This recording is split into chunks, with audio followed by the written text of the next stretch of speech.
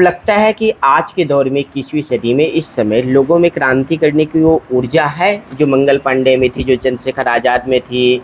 खून से खत लिख दिएगा शौकिया, ऐसा योगी जी ने 2-4 विधायकों को डांट दिया, चुप रहो। तुम्हारे साथ फिल्म अभिनेता राजा बुंदेला, बुंदेलखंड को राज्य बनाने की गणित, अंक गणित, बीज गणित, सब तरह की गणित लगातार लगती रही। अब एक गणित आई है पैदल यात्रा की। देखते हैं कि इस पैदल यात्रा की क्या योजना है और पैदल यात्रा से क्या निकल करके आने वाला है। क्योंकि इतनी लंबी मांग के बावजूद भी अब तक बुंदेलखंड राज्य नहीं बन सका है, क्या कहेंगे आप? अब देखिए, हम कोई राज बनाने के विशेषज्ञ तो है नहीं कि साहब पहला राज 4 महीने में बन गया, अब 6 महीने और इसमें हमेशा आंदोलन की जो रफ्तार रही जी, वो ऐसे ऐसे होती है। अब देखिए 18 से 57 में भारत की क्रांति की आज़ादी पहले हुई जब मंगल पांडे ने बिगुल फूंका था जी, और मिली आज़ादी हमें 1947 में। ये देखिए परिस्थितियाँ और हालात और लोग, राजनीतिक जो बल और हमारे जो जनता से चुने हुए प्रतिनिधि अगर एक हो जाएं जी, तो ये तो हमें तब मिल जाना चाहिए था जब छत्तीसगढ़, झारखंड और उत्तराखंड बना था। जी जी। हमारे राजनीतिक जो लोग थे, जो जनप्रतिनिधि थे जी, वो कहीं उतना दबाव नहीं बना पाए जितना दबाव छत्तीसगढ़ और झारखंड और उत्तराखंड के लोगों ने बनाया। वो लेके निकल गए, ये मैं, मेरा भतीजा, मेरा पार्टी, मेरा धर्म, इस चक्कर में फंसे रहे। तो आज भी और एक और बड़ा विवाद हुआ सौरभ भाई जी कि राजधानी कहाँ बनेगी। राजधानी कहाँ बनेगी? दूसरे इन 3 राज्यों में राजधानी का कोई जिक्र ही नहीं था। वो कहते थे आप हमें राज दे दो, राजधानी अपने आप जहाँ बनेगी वहाँ बनती रहेगी। हमारे यहाँ ये रस्साकसी चल रही है, अरे राजधानी सागर में बन जाए, राजधानी झांसी में बन जाए, कोई कह रहे ओरछा में बन जाए, कोई कह रहे चित्रकूट में बन जाए। जब तक आप विषयांतर रहेंगे और वही सरकार को एक बहाना मिल जाता है, वो कहते भैया आप पहले तुम तय कर लो राजधानी तय कर। हाँ, तो फिर हमने बताना तो हम तो वो इस बात से हमें चर्चा पर ही नहीं बुलाते। अब तक की जो पैदल यात्रा आपने की उस पर राजधानी को लेकर के कुछ विमर्श निकल करके आया? हमारा तो सीधा सवाल होता है कि साहब राजधानी हमारा विषय नहीं है जी, हमारा विषय राज की लड़ाई है और राज बनवाने की हमारी लड़ाई है। जब राज बनेगा तो राजधानी अपने आप बनेगी। हम उस चीज़ को हम क्यों मांगें, उस चीज़ के लिए हम क्यों लड़ें जो चीज़ हमारे ना तो हाथ में है ना हमें पता है वो क्या होगी।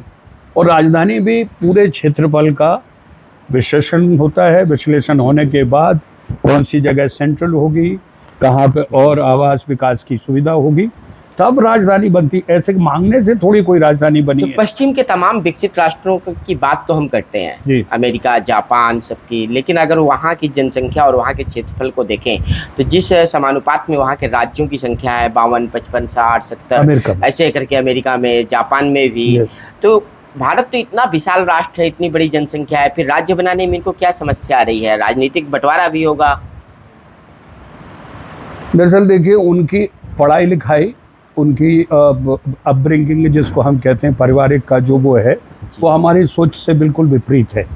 हमारा कोई ऐसा तो नहीं था कि बुंदेलखंड नहीं था। हमारा भी देश, अगर जब सरदार पटेल ने एक साथ किया, 500 से ज़्यादा छोटी छोटी रियासतों में बटा था। ये वही पैटर्न था जो आप अमेरिका की बात कर रहे हैं। हाँ। और लोग ज़्यादा सुखी थे, लेकिन चूंकि देश में कन्वर्ट करना था उन रियासतों को, वो अलग अलग रियासतें थी, तो वो एक सही तरीका था।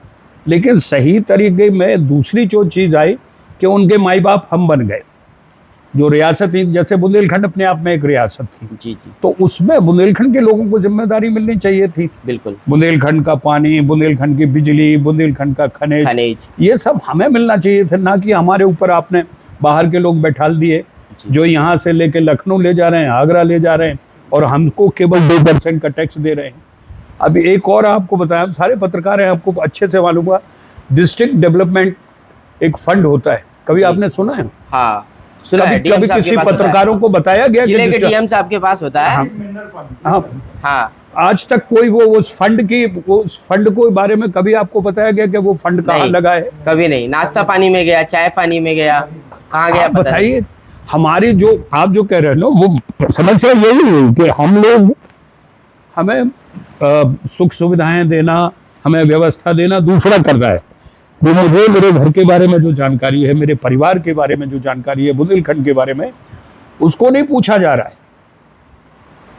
कर कौन रहा है? बाहर का आदमी, जो बलिया से आएगा, जो गाजियाबाद से आएगा, जो यूपी नोएडा से आएगा, वो यहाँ आके हमारी व्यवस्था को, हमारे कामकाज को सब सुधारेगा। और यही वजह है हमारा सब कुछ होते हुए भी हम विकास नहीं कर पा रहे, क्योंकि वो बैलेंस जो एक्ट है वो बैलेंस हो ही नहीं पा रहा है।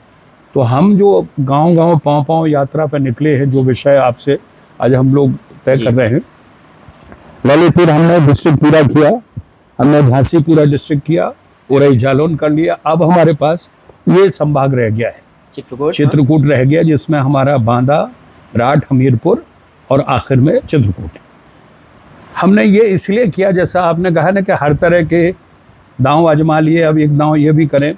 हम गांव तक नहीं पहुंच पाए, हम शहर में गए, शहर वाले लोगों ने हमें वादा तो किया और हमारे साथ भी खड़े रहे, लेकिन उनकी जो प्रायोरिटी है वो कभी किसी को साइकिल दिख जाती है, कभी को हाथी दिख जाता है, कभी को हाथ दिख जाता है। वो बहुत हाँ करेंगे, लेकिन आखिर में उधर ही चले जाएंगे।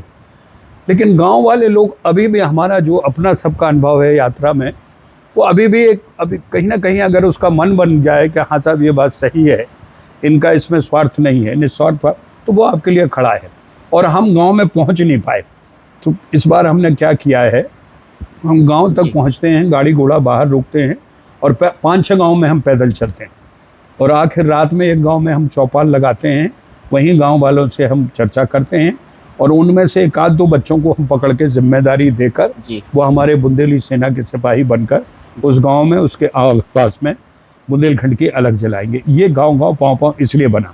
दूसरा, हम हर प्रधान से लिखित में ले रहे हैं, प्रधानमंत्री के, प्रधान टू प्रधान, प्रधानमंत्री के लिए लेटर, वो हमें आप एक दे देना अभी। तो उसमें ये लिखा, इस गाँव का प्रधान ये एहसास करता हूँ अपने पूरा होशो हवास में कि अब बुंदेलखंड का समय आ गया, बुंदेलखंड को पृथक राज्य का दर्जा देना चाहिए। वो हम सारे लेके एक साथ ये सब करने के जब कल्मिनेट करेंगे, तो हम दिल्ली में या तो ताल कटोरा में या हम लोग जंतर मंतर में हमारा एक धरना प्रदर्शन है, और वो मांगों के जो हमारे पास पत्र हैं वो सारे हम प्रधानमंत्री, गृह मंत्री को देंगे।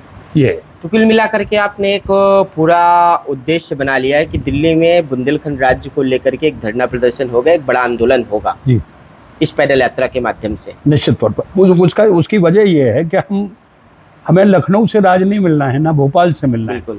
राज बनाने की जो महत्वपूर्ण भूमिका है, जो कार्य है, वो केंद्र से होना है। इधर हम गड्ढा खोदेंगे तो इधर पानी भी मिल जाएगा, तो हमें मतलब नहीं। हमें तो दिल्ली में दस्तक देनी है, दिल्ली में ही लोगों को ये बात का एहसास करवाना है कि 5 करोड़ बुंदेलखंड वासी अब इस बात के लिए चिंतित हैं कि अगर राज नहीं मिला तो उनकी और भी बर्बादी निश्चित तौर पर टाली नहीं जाएगी। तो एक अंतिम चर्चा यही करेंगे कि आपने कहा क्रांति हुई थी जी, अब लगता है कि आज के दौर में 21वीं सदी में इस समय लोगों में क्रांति करने की वो ऊर्जा है जो मंगल पांडे में थी, जो चंद्रशेखर आज़ाद में थी, देश को आज़ाद कराने के लिए जो महात्मा गांधी में थी वैचारिक रूप से, वो एक ऊर्जा आपको नजर आती है क्या बुंदेलखंड के लिए? एक ऐसी क्रांति, पहली गोली तो नहीं चलाना, लेकिन गोली की गोली तो कोई चला सकता था। खून से खत लिख दिए गए शौकिया, ऐसा भी हो रहा है, शौकिया खून के खत लिखे जाते हैं, पता नहीं खून क्या है क्या नहीं। अगर खून से खत लिखा है तो फिर लगातार चर्चा होनी चाहिए, बंद क्यों हो जाती, थम क्यों हो जाती? आप ही बताओ, क्रांति की क्षमता है? किसी की कार्यशैली पर मैं तो कोई कमेंट करूंगा नहीं, वो अपने तरीके से कर रहे हैं। लेकिन जो आपने पहला सवाल किया, क्रांति हम लेके आएंगे। अभी सोशल मीडिया की क्रांति है। उस जमाने में बंदूक, तलवार और रुक की थी, जबानी भी थी। एक दौर में आया जहाँ पे बहुत अच्छे बड़े लच्छेदार भाषण हो और जनता चली जाए। अब जो कुछ है वो आपके सोशल मीडिया पर है। एक जागरूकता अगर हम सोशल मीडिया पर लेके आ गए और यही बात हम दिल्ली तक पहुंचा गए, तो निश्चित तौर पर हम ये मान के चलिए जो आगे आने वाला समय है परसिमन का, जब इस बुंदेलखंड में 19 सीट की बजाय 45 सीट विधानसभा की होंगी, 8 लोकसभा की सीट होने की वजह से दोनों के कम से कम 12 या 15 लोकसभा की सीट होंगी। विधानसभा उत्तर प्रदेश की 700 के लगभग सीट बढ़ेंगी, 400 अभी 5 हैं, 300 बढ़ेंगी, और लोकसभा की सीट 100 के ऊपर जाएगी। इस परसिमन में, ऐसे हालात में निश्चित तौर पर आप मान के चलिए कि सरकार को कोई ना कोई निर्णय लेना पड़ेगा। और वो निर्णय ये है कि इस प्रदेश को 3 भागों में बांटना है, और ये बात संघ ने पहले ही इंगित कर दिया है। मेरी 1-2 सभाएं जब संघ के साथ हुई हैं तो उन्होंने पूरे बुंदेलखंड को, उत्तर प्रदेश को बुंदेलखंड से मिला के 4 भागों में बांटा है जी। उसमें लेकिन आपका प्रयागराज नहीं है, जो एक और आप सब लोगों में मुगालता है। कानपुर मिला दिया, प्रयागराज मिला दिया, क्या लेना देना, क्यों ये लोग इस तरह की बात करते हैं? ये वो लोग हैं जो बुंदेलखंड कभी चाहते नहीं, जो बुंदेलखंड का इस तरह से नुकसान पहुंचा रहे। प्रयागराज कभी नहीं आएगा, प्रयागराज ना उनकी उसमें कार्यशैली के हिसाब से संघ के लोगों ने उसको उस हिसाब से बांटा है कि जहाँ सेंटर जैसे कानपुर देहात को बुंदेलखंड के साथ रखा, आपका फतेहपुर को बुंदेलखंड के साथ रखा, कौशाम्बी को बुंदेलखंड के साथ रखा, तो ये 3 जिले तो बनते हैं जी। इसके अलावा जो हमारे बांदा, हमीरपुर, जालौन, झांसी, ललितपुर है, ये 3 जिले बनते हैं, लेकिन और कोई नहीं है। तो आप ये मान के चलिए आने वाले समय में जो हमारा आकलन है, जिससे हम सोच रहे हैं कि एक साथ एक ताकत लगे, निश्चित तौर पर बुंदेलखंड का भविष्य अब सोशल क्रांति के जरिए, ना कि तलवार, बंदूक और जवान के, सोशल क्रांति के जरिए हमें लगता है कि एक जागरूकता आई है और दिल्ली तक ये खबर पहुंचेगी। अंतिम सवाल, योगी जी चाहते हैं, अभी हाल ही में सुना योगी जी ने 2-4 विधायकों को डांट दिया, चुप रहो, तो वो उनको नहीं सुनना चाहिए था ना उस डांट को। हम तो बुंदेलखंड विकास बोर्ड के वाइस चेयरमैन हैं, हम भी कह तो रहे बुंदेलखंड बनना चाहिए। हम अभी मिले हफ्ते 10-15 दिन पहले, हमें तो नहीं डांटा उन्होंने। हमारी 3 पैदल यात्राओं के बारे में उनको पूरी जानकारी है।